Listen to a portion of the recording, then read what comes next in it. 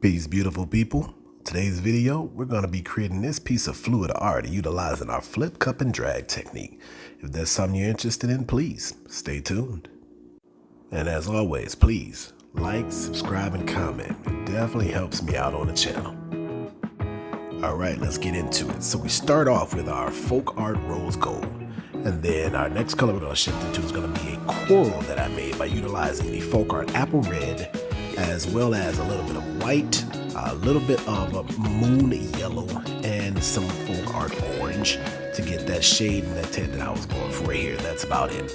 Lastly, we have a bit of a teal with a little hint of a green into it. We use that FolkArt teal mixed with some FolkArt forest green, a little bit of white as well, and we're getting that lighter consistency on the color.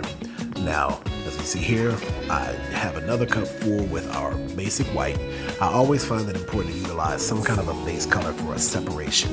I found that with whites or with blacks or whichever colors you choose to use in that sense, it helps your prime colors for your painting to not simply mesh together. When I'm using lighter colors, I find that white or vanilla works best with that. So that is going to be where we start when we begin our base cups. And we're utilizing 2 cups here that we're going to use to create one fluid image.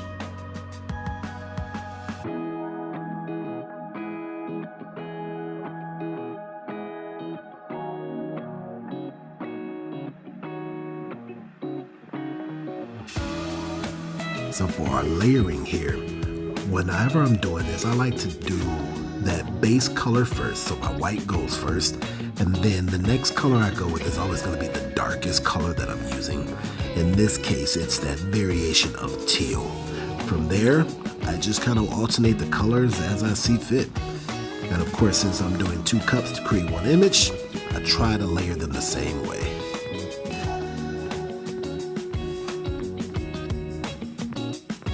All right, our cups are layered and ready to flip. Now, even though we have 2 cups that we're flipping in this one, we are only going to utilize one of them. What I've found has been using a single cup for manipulation and completely discarding the other cup, as we're going to do here. It helps you to keep more of that seamless look. Instead of it seeming like you're creating 2 pieces, you're going to have that one unit that you're creating and that it flows. Now, the more you manipulate the paint with the cup during this drag, the more variation and movement you have in the color. However, you don't want to overdo it. You definitely want to have a stop point and allow a space for the paint to actually create its movement by tilting. What we're going to do now is we have some more of our base white. I'm going to lay that down primarily on the outer edges of the paint. The reason why I'm doing that is because it is going to promote more mobility of the paint. It helps to give it a little bit more flow, and at the same time, it's not going to overtake the colors that we've utilized here. So I cover the outer edge, and then we're going to begin our tilting process. In addition, it also helps to not end up flowing so much of your colors off of your canvas as well.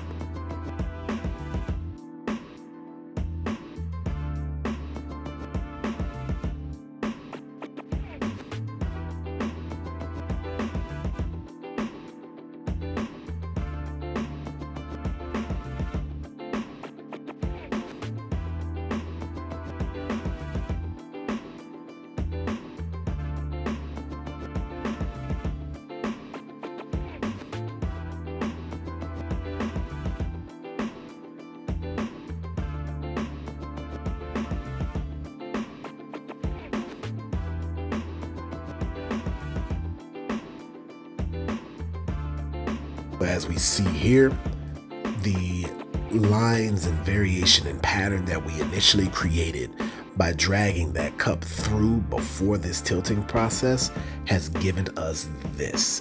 When you start to tilt that paint, you start to move that canvas, everything that you initially created in almost a compressed state, it stretches out and becomes this. This is how you get your textures, your patterns, and things like that when you're trying to create this style of acrylic piece of art. I love how it works together, how it gets those colors to mesh, but also give them a certain amount of separation in certain points to make it not look like a pile of mud.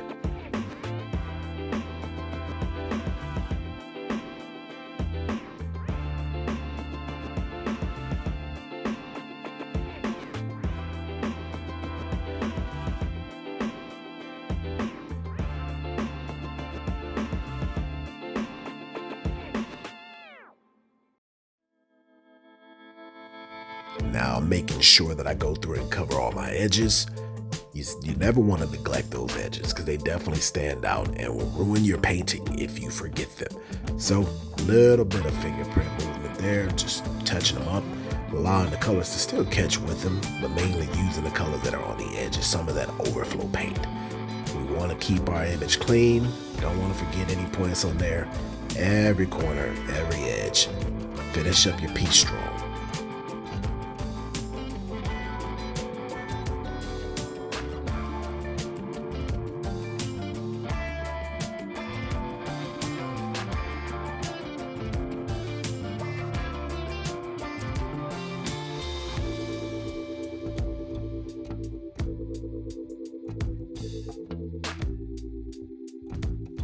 And there we have it. Close-up shot of all of the colors and the differentiation and the separation between them. We get to see how that white works to give those other colors that variety, that ability to set aside for themselves instead of simply mixing. We get pops of that rose gold. I always love to see the metallic shining through like that, but then we also get our play with our coral as well as our teals. I hope you guys have truly enjoyed this one. It was definitely fun to make. As always, if you have any comments or you have any colors you want to see, please drop them in the comments section.